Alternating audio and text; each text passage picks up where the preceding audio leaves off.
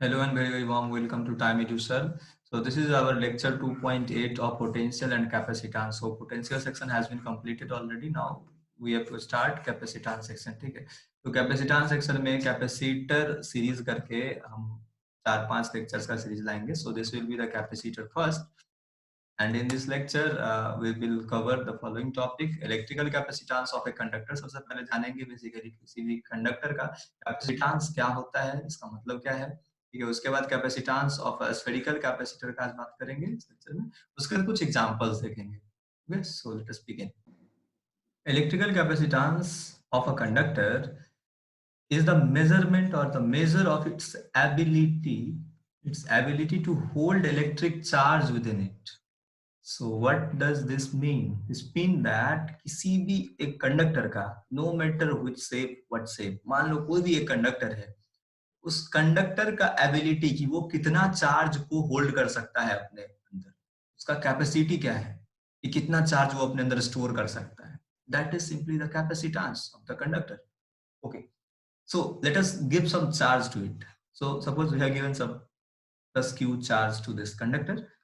As giving the charge देने के just बाद क्या होगा, इस कंडक्टर के पास आएगा एक पोटेंशियल डिफरेंस. तो इसके सरफेस पे एक पोटेंशियल मतलब पहले इलेक्ट्रिक फील्ड होगा और इसके सरफेस पे पोटेंशियल भी क्रिएट हो जाएगा. Okay, as we keep increasing charge, अगर हम चार्ज को बढ़ाते जाएं तो आप देखोगे पोटेंशियल भी बढ़ता जा रहा है. चार्ज बढ़ा रहा है, पोटेंशियल ही बढ़ रहा है. इसका मतलब क्या है कि अगर हम इसमें चार्ज देते जा रहे हैं तो पोटेंशियल बढ़ता जा रहा है. तो इसमें हमें ढूंढना क्या है, इस कंडक्टर का स्पेसिफिक ऐसा एबिलिटी जो कि कितना कैपेसिटी मतलब कितना ज्यादा ये चार्ज को होल्ड कर सकता है. तो इसके लिए यहाँ इन दोनों पोटेंशियल और चार्ज में क्या रिलेशन है कि अगर आप चार्ज को बढ़ाते जाते हो एक कंडक्टर के लिए तो उसका पोटेंशियल डिफरेंस भी बढ़ता जाता है. As we keep increasing charge, potential difference of the conductor will keep increasing. So Q is directly proportional to V. So to finish इस proportionality constant को खत्म करने के लिए Q is equal to लिख सकते हैं एक constant, वो हम मान लो यहाँ पे C कहते हैं, एक ऐसा चीज जो इस पर्टिकुलर कंडक्टर का एक एबिलिटी है जिसे हमने कैपेसिटेंस कहा है. So C is the capacitance constant of the proportionality here. So Q is equal to CV. So this is the relation Q equal to CV. Now what will be C? C is equal to हम लिख सकते हैं charge upon V. Okay, charge upon potential. So अब यहाँ से इससे statement निकालने का कोशिश करते हैं. कैपेसिटेंस क्या होगा?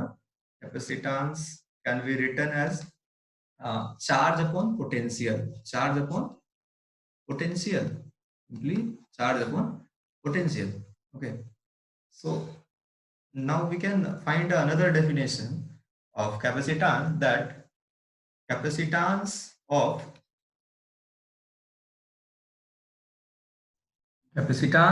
a conductor may be defined as the charge required to raise 1 unit potential. देखो यहाँ से हम कह सकते हैं कि अगर Q चार्ज के लिए हमारे पास पोटेंशियल सपोज V पोटेंशियल था तो हमने चार्ज कितना था Q उस कंडक्टर के पास था, तो एक यूनिट पोटेंशियल डिफरेंस जब किया होगा या एक यूनिट पोटेंशियल जब उस कंडक्टर का होगा तो कितना अमाउंट ऑफ चार्ज हम यूज करेंगे. Okay, that is Q by V.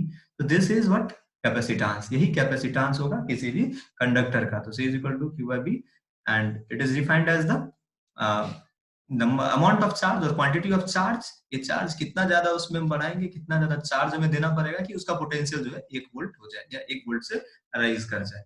Okay, so now one more important thing we have to talk about here कि ये कैपेसिटेंस जो है किसी भी कंडक्टर का जो कैपेसिटेंस होता है, capacitance basically capacitance depends upon shape and size. Shape और साइज के ऊपर डिपेंड करेगा कंडक्टर पे.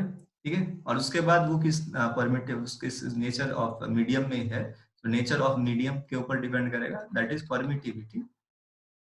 इसे हम कहते हैं परमिटिविटी के ऊपर डिपेंड करेगा. ठीक है, सो और आसपास के अगल बगल में और क्या चार्ज कुछ रखा हुआ है तो उसके ऊपर भी डिपेंड करेगा. तो basically capacitance of any conductor depends upon the shape and size of the conductor.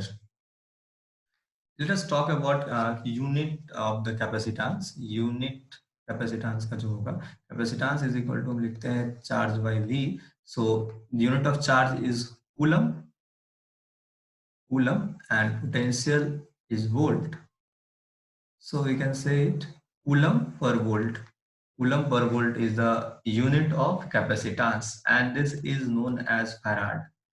So Michael Faraday के ऑनर में ये यूनिट दिया गया था कैपेसिटेंस का. So 1 farad is equal to 1 coulomb per unit per volt. ठीक है, इसका मतलब होता है 1 फैराड का मतलब होता है 1 फैराड का मतलब होता है कि कितना अमाउंट ऑफ चार्ज, मतलब 1 कूलम का चार्ज, अगर 1 कूलम का चार्ज पोटेंशियल 1 वोल्ट से राइज कराए तो कहेंगे कि उसका कैपेसिटेंस जो होगा वो 1 फैराड होगा. उसका कैपेसिटेंस कितना होगा? 1 फैराड होगा. Now we will talk about the dimension of capacitance. C का डायमेंशन अगर निकालो तो सी का dimension will be dimension of charge upon dimension of potential. तो चार्ज का डायमेंशन क्या होता है? 80. Okay, similarly you can write the dimension of capacitance, sorry, potential as well. potential क्या है? potential है energy per unit charge. तो ये हो जाएगा ml2 t minus 2 a minus 1 t minus 1. इसको सॉल्व करोगे तो आपके पास आएगा m minus 1 l minus 2 then t4 and a2. Okay, so this is the dimensional formula of capacitance.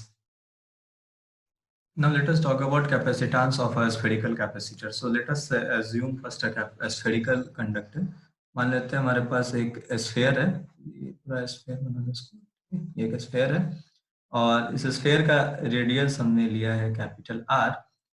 तो सबसे पहले हम देखेंगे अगर इसके ऊपर चार्ज हम मान लो अगर क्यू चार्ज इसके ऊपर डिस्ट्रीब्यूट कर देते हैं फॉर्मली, अगर इसके ऊपर क्यू चार्ज डिस्ट्रीब्यूट हमने किया, ठीक है, तो इसका हमें कैपेसिटेंस अगर निकालना है तो आप सबसे पहले देखो अगर एक कोई भी स्फेरिकल कंडक्टर है तो उसके सरफेस पे अगर हम पोटेंशियल निकालते हैं तो वो कुछ ऐसा होता है कि ऐसा एज्यूम किया जाता है कि इसका जो भी चार्ज होगा वो उसके सेंटर पे कॉन्सेंट्रेटेड रहेगा. ठीक है, so potential is given as 1/4 pi epsilon naught q upon r.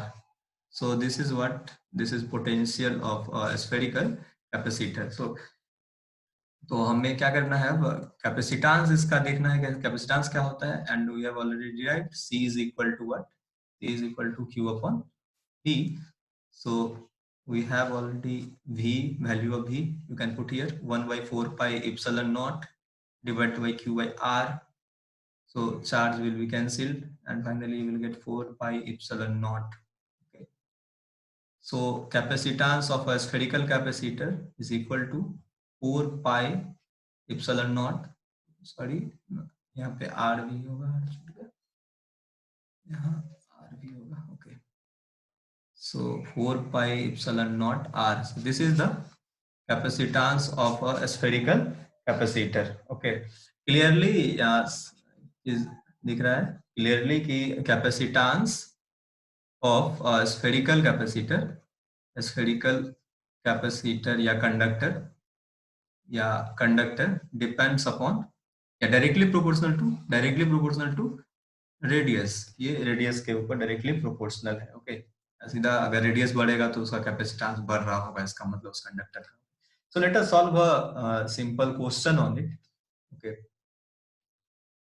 The question is you have to calculate the radius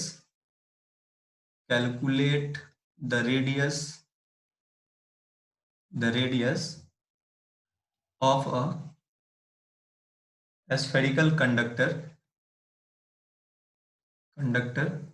of 1 farad capacitance. 1 farad capacitance का कैपेसिटर है और उसका आपको क्या करना है, उस कंडक्टर का आपको निकालना है कि रेडियस कितना होगा. So let us do. हमें पता है स्फेरिकल कैपेसिटर का जो कैपेसिटेंस होता है वो होता है 4 pi epsilon naught r. So basically I can write radius is equal to c by 4 pi epsilon naught. Okay, and capacitance is what? 1 farad, and 1 farad by 4 pi epsilon naught. Clearly, this is radius, and radius will be in meter. So you can write it as 1 by 4 pi epsilon naught का value क्या होता है? 9 into 10 to the power 9. So the radius will be 9 into 10 to the power 9 meter. So ये कितना बड़ा होगा? You can imagine now. ये 1 farad का कैपेसिटर, अगर 1 फराड का कैपेसिटर है हमारे पास, या कंडक्टर 1 फराड का ऐसा कैपेसिटी वाला कंडक्टर है जैसे कैपेसिटी 1 फराड है, तो उसका radius 9 into 10 to the power 9 metre होगा। ये कई गुना ज्यादा होगा इवन अर्थ के रेडियस से। जो अर्थ हमारा है, अर्थ अर्थ का रेडियस कितना आपको पता है? 9 into 10 to the power 6 kilometer. Okay, so this is the radius of earth basically, and so no, this is as equal to this अर्थ का रेडियस, यानी अर्थ का रेडियस होगा आपको 6.4 into 10 to the power 3 kilometre actually, लगभग नहीं होता है।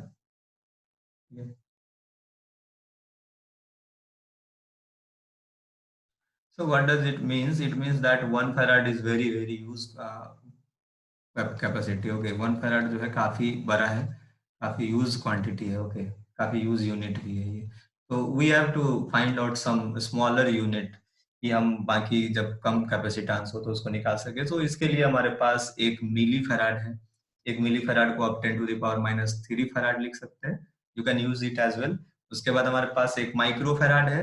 1 micro farad is equal to 10 to the power -6 farad, and इससे भी छोटा अगर मिले आपको तो we have 1 pico farad, and 1 picofarad is equal to 10 to the power -12 farad. Okay, so this is the smaller unit of capacity if you want to use, and in some question you may got capacity in terms of capacitance in terms of microfarad, millifarad, or picofarad. So note down one important point as a note, and this is what C is equal to what we got 1/4 by 4 pi epsilon naught r. So this will be as well equal for both type of spherical conductor as well as hollow and solid too. Okay, so hollow solid दोनों के लिए applicable होगा for both. Okay, ऐसा नहीं कि hollow के लिए ये है तो solid के लिए अलग होगा capacitance का formula. This will be the same. This will same for both. So let us solve next question. We have to find out the capacity of Earth as a conductor. We know that Earth का radius होता है 6.4 into 10 to the power, metre में अगर लिखें तो 6 metre, या kilometre में लिखोगे तो 10 to the power 3 kilometre, but we write in meter. So capacity is equal to what? 4 pi epsilon naught r. So we can write the value of 1 by 4 pi epsilon naught as 1 by 9 into 10 to the power 9, and r is equal to 6.4 into 10 to the power 6. That will be in farad. So after solving this, you can write it as 0.711 into, उसको solve करेंगे तो आ जाएगा 10 to the power 9 ऊपर जाएगा तो 6 minus 9 that will -3. So और इसको divide करोगे 9 से 0.711 आएगा, तो this is 10 to the power -3 farad. और स्मॉलर यूनिट में आप लिख सकते हैं sir 711 micro farad. Okay, so let us see next question.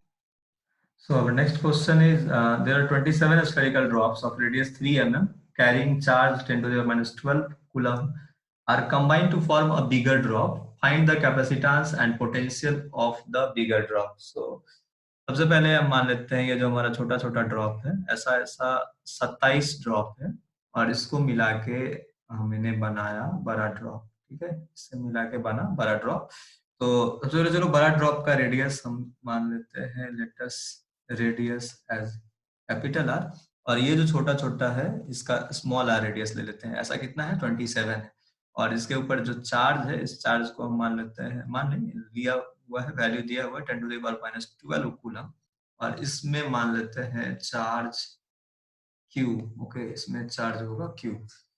सो अब देखो ये सब मिलके बनेगा, तो इसका जो टोटल चार्ज होगा, ये चार्ज इतना, अगर इतना चार्ज है तो टोटल चार्ज इसमें क्या हो? चार्ज अगर ऐसा 27 एक में अगर Q है, इसमें 27 है, तो टोटल चार्ज इसमें कितना हो जाएगा 27 times Q.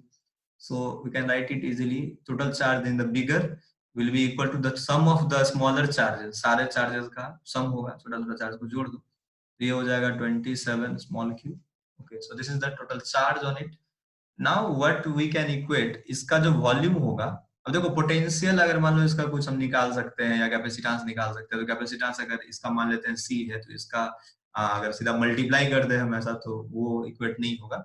What we can equate? We can equate volume of altogether 27 smaller drop is equal to the bigger drop. Okay, so volume of a smaller drop into 27 is equal to volume of bigger drop.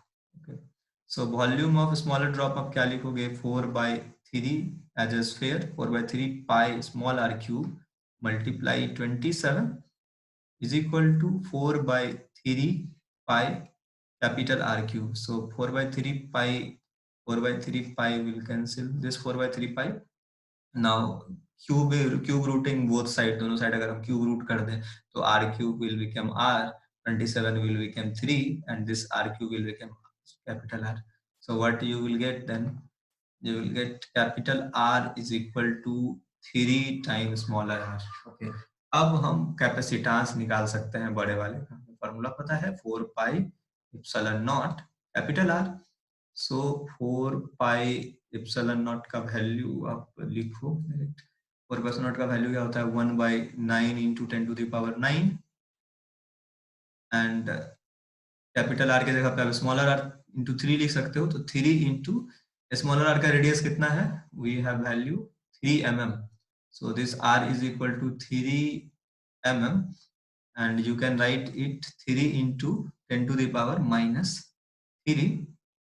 Okay, actually 3 एक बार और 3, ठीक है. Okay, so after solving C, 3 3 9, and this 9 will cancel, and what you will get, 10 to the power minus 3 ऊपर और 10 to the power 9 नीचे. So you will get 10 to the power minus 12 farad. Okay, so finally capacitance is equal to 10 to the power minus 12 farad, वो हम एक pico farad कहते हैं. So this will be 1 pico farad. Okay, now one more thing we have to find out, we have to find out the potential. So potential is equal to what, potential देखो Q is equal to क्या लिखते हो, CV, ठीक है. तो potential is equal to charge time charge by capacitance, and what is the charge, charge is 27 times smaller q by capacitance 10 to the power minus 12 farad. इसे farad में ही लिखना है क्योंकि सब कूलम में होगा चार्ज. तो 27 मल्टीप्लाई चार्ज एक के ऊपर कितना है, स्मॉलर क्यू है, 10 to the minus 12, तो 10 to the power minus 12 by 10 to the power minus 12. So this will cancelled, and finally you will get potential as V is equal to 27 volt. Okay, so this is the answer. तो आज के lecture में इतना ही, और आप और भी question solve कर सकते हैं स्फेरिकल कैपेसिटर के लिए, कैपेसिटेंस के लिए आप देखेंगे बुक्स में सारा क्वेश्चन मिलेगा. Okay, so in next lecture we will study about concept of capacitor and its principle. Actually जब तो हमने कैपेसिटेंस जाना, कैपेसिटेंस किसके पास होता है, जिस कंडक्टर के पास होता है, या जिस कंडक्टर को हम एज ए कैपेसिटेंस या एनर्जी स्टोर करने, चार्ज स्टोर करने के लिए यूज करते हैं, तो कैपेसिटर कहते हैं. पर्टिकुलर वो एज ए डिवाइस, उसको हम स्टडी करेंगे, ठीक है. और कंसेप्ट सबसे पहले देखेंगे पैरेलल प्लेट कैपेसिटर का. Okay, so thanks for watching and God bless you all.